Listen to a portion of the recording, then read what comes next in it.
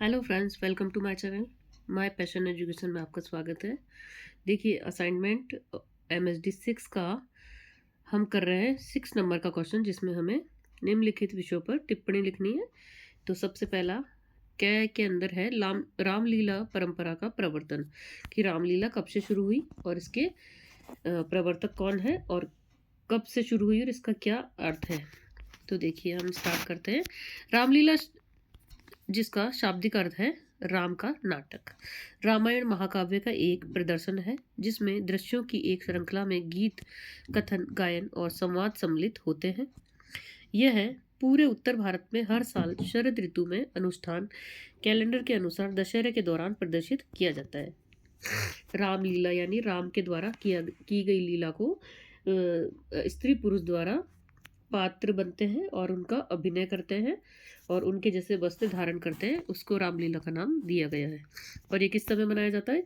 ये दशहरे के आसपास नवरात्रों में यह मनाया जाता है, करके दिखाया जाता है। अयोध्या, रामनगर और बनारस, वृंदावन, अल्मोड़ा, सतना और मधुबनी की रामलीलाएं सबसे अधिक प्रतिनिधिक है। रामायण का यह मंथन देश के उत्तर में सबसे लोकप्रिय कहानी कहने की कला वाले रूपों में एक रामचरितमानस पर आधारित है।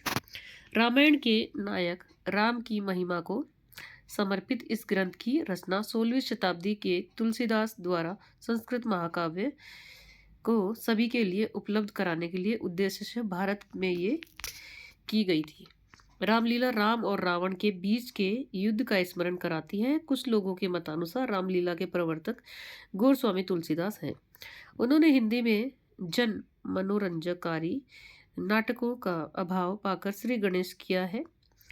इसकी प्रेरणा से अयोध्या और काशी के तुलसी घाट पर प्रथम बार रामलीला हुई थी।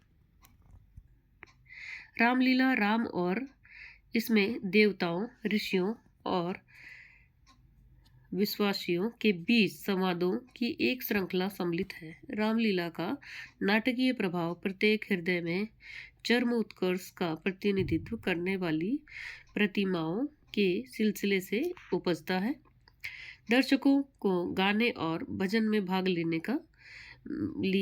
के लिए आमंत्रित किया जाता है और उनको इस काम में करने का अवसर भी उनको मिलता है और जनता के सामने प्रदर्शन करने में उनको अच्छा लगता है।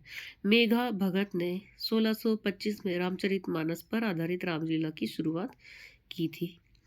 रामलीला जाति, धर्म या उम्र के भेद के बिना पूरी आबादी को एक साथ लाती है। सभी ग्रामीण सहजता से भाग लेते हैं, जैसे कि मुखौटा और पोशाक बनाना, श्रृंगार बनाना, पुतलों और रोशनी की तैयारी करना। हालांकि संपर्क साधनों का विकास विशेष रूप से टेलीविज़न धारावाहिक रामलीलाओं के दर्शन के कमी का कारण बन रहा है। इसलिए रामलीलाएं दर्शकों में कमी का कारण बन रहा है और इसलिए रामलीलाएं लोगों और समुदायों को एक साथ लाने की अपनी प्रमुख भूमिका खो रही है। तो देखिए, यही था हमारे रामलीला जो उस पर टिप्पणी लिखी गई है, तो उसका उत्तर था शॉर्ट एंड स्वीट। तो आप कर लीजिए। रामलीला के बारे में बताया गया है, कब से शुरू की गई है, कौन कौन से देशों में कहाँ जगह पे ये खेली जाती है, यानी रचना की जाती है इसकी। दर्शक देखते हैं बड़े मनोरंजन के साथ एक साथ मिलकर, और ये किस समय में प्रदर्शित किया जाता है, इसको दशहरे के टाइम में किया जाता है। तो ये प्रश्न बहुत ही अच्छा है, रोचक है। आप इसका उत्तर कीजिए। तब तक के लिए आगे दीजिए दोस्तों। नमस्कार।